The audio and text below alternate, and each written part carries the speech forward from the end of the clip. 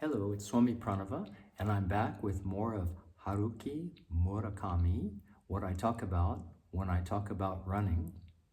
In this episode, he's talking about training for the New York City Marathon, which is coming up for him in about 3 months. In this way, August waved goodbye. It really did seem like it waved. September rolled around, and my style of training has undergone another transformation.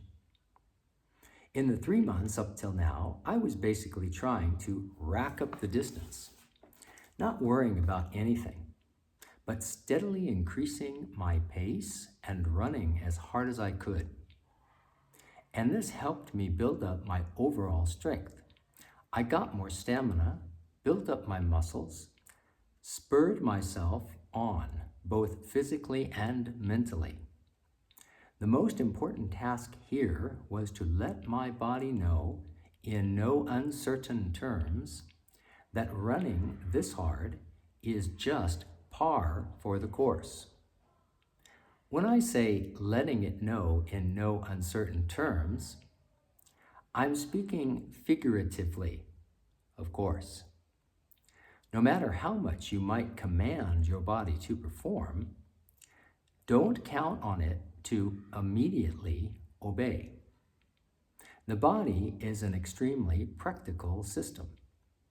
You have to let it experience intermittent pain over time, and then the body will get the point.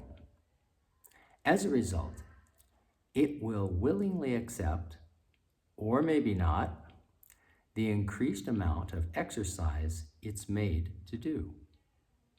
After this, you very gradually increase the upper limit of the amount of exercise you do.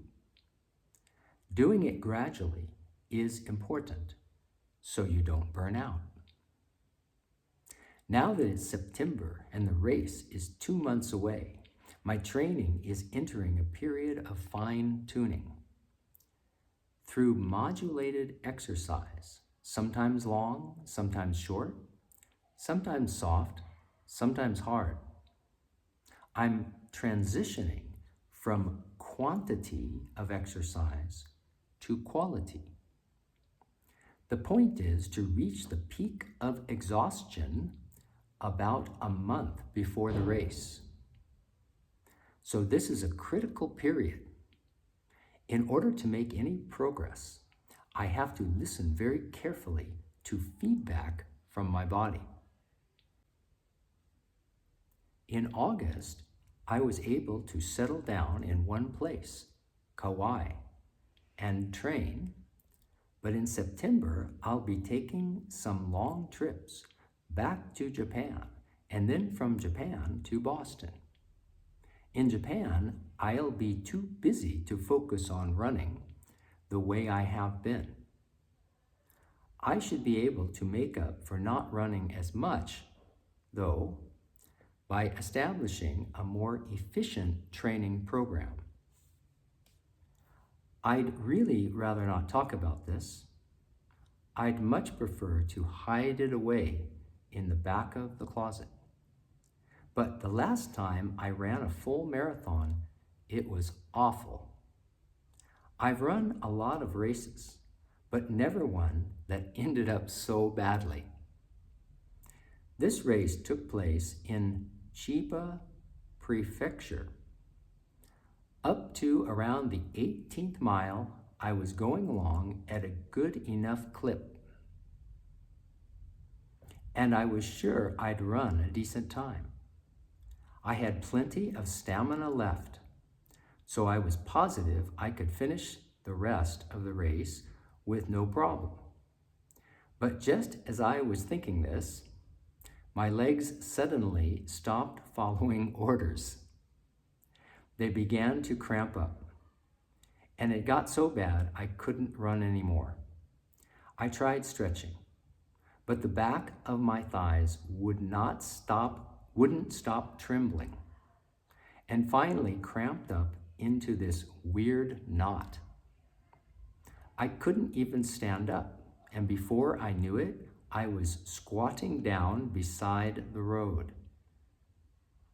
I'd had cramps in other races, but as long as I stretched for a while, about 5 minutes was all it took for my muscles to get back to normal and me to get back in the race.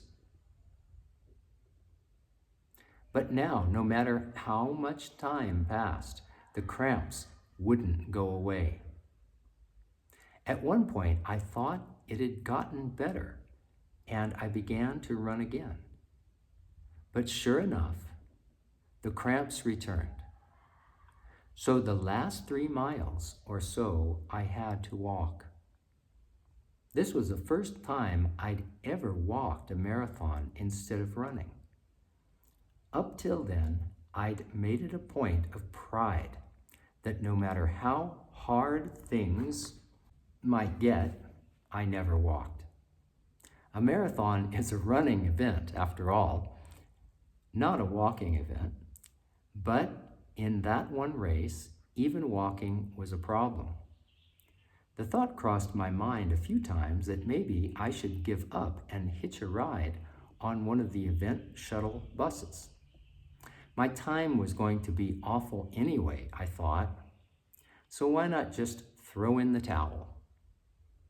But dropping out was the last thing I wanted to do. I might be reduced to crawling, but I was going to make it to the finish line on my own steam.